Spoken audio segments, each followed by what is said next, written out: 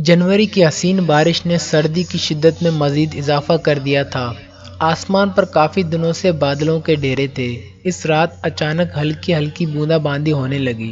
फिर हल्की हल्की बूंदाबांदी ने अचानक तूफ़ानी बारिश का रूप धार लिया। तूफ़ान की शिद्दत इतनी तेज़ थी कि वो अपने साथ दरख्त, कच्चे मकान सब ही उखाड़ ले जा रही थी। इस तूफान को देखकर मनाहिल के दिल में अजीब से हौल उठने लगे। ऐसा लग रहा था आज तूफान अपने कुछ फना किए बगैर थमने वाला नहीं। तूफान कहाँ इतनी आसानी से थमे हैं, इस बात का एहसास मनाहिल को कुछ माह पहले ही हो गया था, जब एक ऐसा ही खौफनाक तूफान इसकी ज़िंदगी में आया और उससे अपने साथ सारी खुशियाँ, इसका सुकून बहा कर ले गया था। मनाहिल आज भी अपने सुकून की तलाश में हर तूफान से टकरा रही है। मनाहिल अपने माँ बाप की इकलौती औलाद है। इकलौता होने के बावजूद अहमद साहब ने अपनी बेटी को ज़्यादा छूट नहीं दी थी। बिला वजह घर से बाहर जाना, दोस्तों से मिलना सब मना था। अहमद साहब नेक और नरम तबीयत के मालिक थे। आमना बेगम भी सादा और नेक दिल खातून थी। मनाहिल थोड़ी गसीली और जज्बाती तबीयत की मालिक थी। बाज़ औक़ात माँ बाप की ज़रूरत से ज़्यादा रोक टोक इसे मज़ीद उकसा देती थी। वो दूसरी लड़कियों की तरह खुद मुख्तार होना चाहती थी। स्कूल लाइफ तक मनाहिल अपने वालिदैन की हर बात मानती रही, मगर कॉलेज में कदम रखते ही इसका जहन, इसकी सोच बदलने लगी थी। हर लड़की की तरह मनाहिल के दिल में भी एक ख्वाहिश थी कि वो आज़ाद हो, अपने फ़ैसलों में, अपनी सोच में हर वो काम करे जो इसके दिल को भाए। कुछ दिनों से मनाहिल ने एक ही ज़िद पकड़ी थी कि इसे मोबाइल फ़ोन इस्तेमाल करने की इजाज़त दी जाए। खाना पीना सब छोड़कर बैठी थी। बेटी की ज़िद अपनी मोहब्बत के सामने अहमद को हार मानने पर मजबूर कर रही थी। बिलाखिर मनाहिल को अपनी वालदा मोहतरमा का मोबाइल फ़ोन इस्तेमाल करने की इजाज़त मिल गई।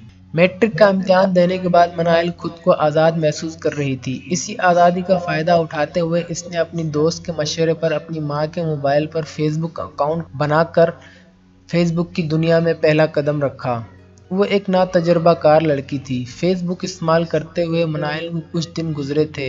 हर इंसान का चेहरा, सोच, सीरत दूसरे इंसान से अलग और मुख्तलिफ होती है। मेरा मानना है एक इंसान दूसरे इंसान को अपनी सोच से तराशता है। मनाहिल भी अरशमान हैदर को अपनी सोच से तराशने की गलती कर बैठी थी। वो अगस्त का गर्म मौसम था। गर्मी की शिद्दत में कई दिनों से कमी नहीं आई थी। सारा दिन सूरज की तपिश सरों पर मंडलाती रही। शाम को चलने वाली हवा भी ऐसी रुखी रुखी सी नरम गरम। सब दुआओं में अल्लाह से बारिश की तलबगार थे। मनाहिल अपने घर के दूसरे पोर्शन पर टाइम पास करने के लिए चहलकदमी कर रही थी। अलबत्ता इसके हाथ में एक इसका पसंदीदा नावल था, जिसे वो पहले भी कई बार पढ़ चुकी थी, मगर नावल को बार बार पढ़ने की तलब हमेशा इसके सीने में मचलती रहती। नावल के कुछ सफ़ात पढ़कर मनाहिल ने नावल साइड टेबल पर रखा, मोबाइल उठाकर फेसबुक ऑन की। एक अनजान शख्स अरशमान हैदर के ढेर सारे नोटिफिकेशन देखकर मनाहिल ने इसकी प्रोफाइल ओपन की। इसकी तस्वीर देखकर मनाहिल की आंखें हैरत से फटी पड़ी रह गईं। 10,000 से ज़्यादा फॉलोअर्स, अपना business, travelling, London, New York, Canada, America. Arshman Haider की प्रोफाइल पर लगी इन सब जगहों की ली गई तस्वीरें देखकर मनाहिल मुतासिर हुए बिना ना रह सकी। मनाहिल को अरशमान हैदर एक खूबसूरत और अमीर ज़्यादा ज़ाहिर हुआ। अलबत्ता वो उम्र में इससे कोई 15 साल बड़ा था, मगर इसका लाइफ स्टाइल ही मनाहिल को मुतासिर करने के लिए काफ़ी था। मनाहिल ने अरशमान हैदर को फ्रेंड रिक्वेस्ट भेज दी। इसने फ़ौरन कबूल कर ली। मनाहिल बेचैनी से इसके मैसेज का इंतज़ार करने लगी। इसकी ख्वाहिश थी कि पहले अरशमान हैदर की तरफ से हो।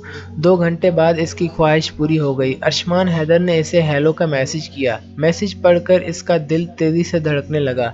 जवाब देने के लिए कीबोर्ड पर टाइपिंग करने लगी, फिर अचानक सारी टाइपिंग रिमूव कर दी।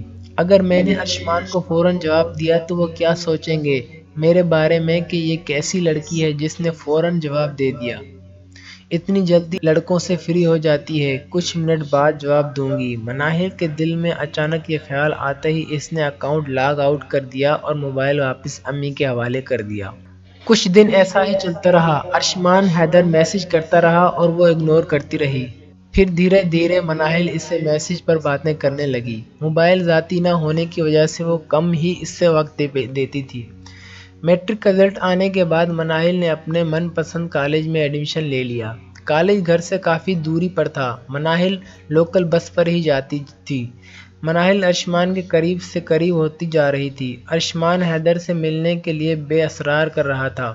میں صرف تمہیں براہ راست دیکھنا چاہتا ہوں مناہل، صرف کچھ منٹ کے لیے ہی صحیح، مگر ایک بار مجھ سے ملو۔ تمہاری تسلی کے لیے ہم صرف کار میں ہی ملیں گے۔ آئی پرامس 5 منٹ سے زیادہ تمہارا وقت نہیں لوں گا۔ ارشمان حیدر کا میسج پڑھ کر مناہل نے گہرا لمبا سانس لیا۔ اس سے ارشمان حیدر سے محبت ہونے لگی تھی۔ اس کی باتیں، اس کا لائف اسٹائل، سب کچھ بہت دلکش تھا، مگر اس سے تنہائی میں ملنے سے ڈرتی تھی۔ سوری ارشمان، میں آپ سے نہیں مل سکتی۔ مناہل نے دل پر پتھر رکھ کر اسے انکار کر دیا۔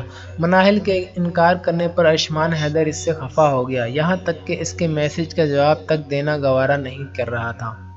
اس کی خاموشی، اس کی ناراضگی مناہل برداشت نہیں کر پا رہی تھی۔ محبت کے سامنے ہار مانتے مناہل نے ملنے کے لیے حامی بھر لی۔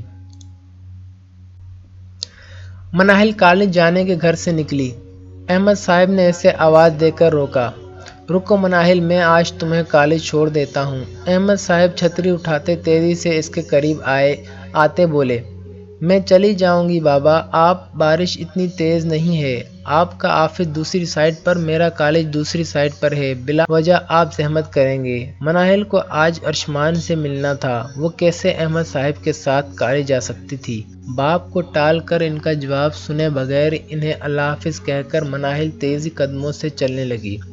مناہل کے دل میں 1000 خوف جنم لے رہے تھے۔ BMW کار میں مناہل اس کے سامنے فرنٹ سیٹ پر ایک مجسمے کی طرح بیٹھی تھی۔ سامنے بیٹھا ارشمان حیدر اسے اپنی نظروں سے تراش رہا تھا۔